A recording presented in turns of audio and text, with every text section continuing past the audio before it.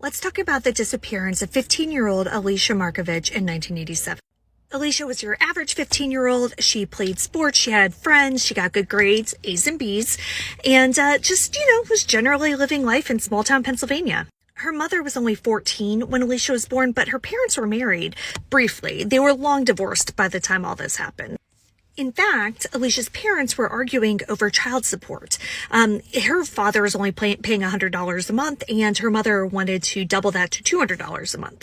This was apparently so contentious, and they had a court date coming up, that this Sunday, Alicia did not want to go to her father's house because she was like, you know what, he's just going to start talking about the child support. I don't want to be dragged into the middle of it. And her mother was like, listen, if he tries to do that, just tell him that it's between the two of us and it has nothing to do with you. She's like, okay, fine, I'll go. This was a Sunday night, so John was supposed to drop Alicia back off at her mother's house at 9 p.m.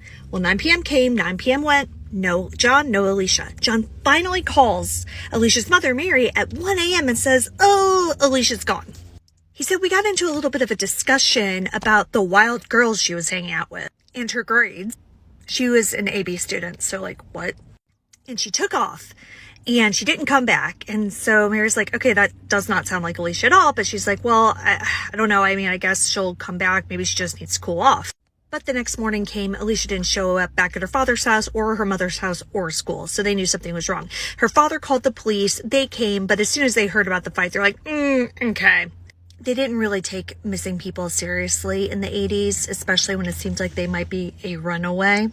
So Alicia's case was not taken seriously. It didn't really get any news coverage, and it went cold very quickly. Her father's house was searched once, but nothing was really found there. I don't know if any of his vehicles were searched or anything like that. It doesn't sound like many people were interviewed, and this case just languished. New detectives took over around 2000, and they were going to finally interview people, but again, nothing came. But a few years ago, Alicia's mother decided, listen, I'm going to reopen this case myself.